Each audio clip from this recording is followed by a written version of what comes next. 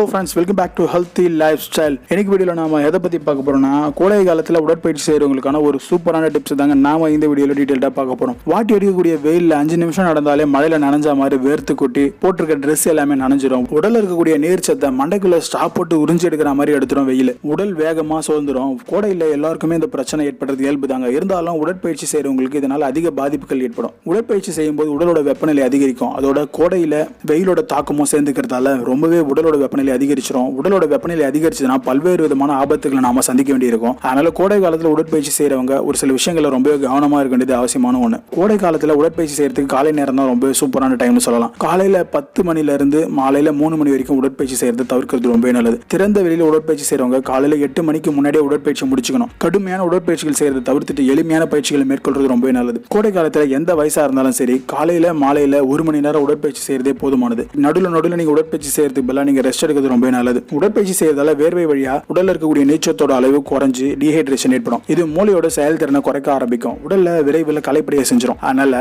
2 tumbler தண்ணி குடிச்சு உடற்பயிற்சி செய்ய ஸ்டார்ட் பண்ணுங்க. அதே போல உடற்பயிற்சிக்கு இடையிலையும் தேவைப்பட்டுச்சுன்னா கட்டாயமா தண்ணி குடிங்க. உடற்பயிற்சியால வேர்வை அதிகமா வெளியேறும். அதனால உடல்ல இருக்கக்கூடிய எலக்ட்ரோலைட்டுகளோட அளவு குறைய ஆரம்பிக்கும். அவற்றை ஈடு செய்யறதுக்காக சோடியம் பொட்டாசியம் நிறைஞ்ச உணவுகளை அதிகமா சாப்பிடுங்க. ரெடிமேடா கிடைக்கக்கூடிய எலக்ட்ரோலைட் பாக்கெட்டுகளை வாங்கி சாப்பிடறதுக்கு பதிலாக இளநீர் குடிக்கலாம். அதுல அதிக அளவுல சத்துக்கள் இருக்கும். வாழைப்பழம்லாம் சாப்பிடலாம். உடற்பயிற்சியின் போது இறுக்கமான ஆடைகளை அணியாம நல்லா லூஸா இருக்கக்கூடிய ட்ரெஸ்ஸா போட்டுக்கோங்க. உடல்ல ஈரம் தங்காதபடி வேர்வையை உறிஞ்சுற மாதிரியான ட்ரெஸ்ஸை போட்டுக்கோங்க. உடற்பயிற்சியை முடிச்சதுக்கு அப்புறமா நீர்ச்சத்து அதிகமா இருக்கக்கூடிய பழங்கள் காய்கறிகளை சாப்பிடுறது ரொம்ப நல்லது. காரம் அதிகமா இருக்கக்கூடிய உணவுகளை கோடை காலத்துல கட்டாயமா தவிர்த்துருங்க. நீங்க பார்க், பீச், அதுக்கப்புறம் கிரவுண்ட் இந்த மாதிரி இடங்கள்ல ஓப்பன் பிளேஸ்ல ஒர்க் அவுட் பண்றவங்களா இருந்தீங்கன்னா கட்டாயமா சன்ஸ்கிரீன் பயன்படுத்துறது ரொம்ப நல்லது. இதனால உங்களோட சருமம் கருப்பாகாம இருக்கிறத தவிர்க்கலாம். அப்புறம் நீச்சல் பயிற்சியில ஈடுபடுறவங்க தண்ணிக்குள்ள இருக்கிறதால தண்ணி குடிக்க தேவையில்லை அப்படின்னு தவறா நினைக்க கூடாது. உண்மையில எந்த ஒரு கடுமையான பயிற்சிகளை செஞ்சாலுமே தாக எடுக்க தான் செய்யும். அதனால நீச்சல் பயிற்சி செய்யறவங்களா இருந்தாலும் அப்பப்ப தண்ணி குடிக்கிறது ரொம்ப நல்லது. நீச்சல் குளத்துல இறங்கும் போது கூடவே ஒரு தண்ணி பாட்டில் கையோட கொண்டு போறது ரொம்ப நல்லது. அதனால கோடை காலத்துல தண்ணீரோட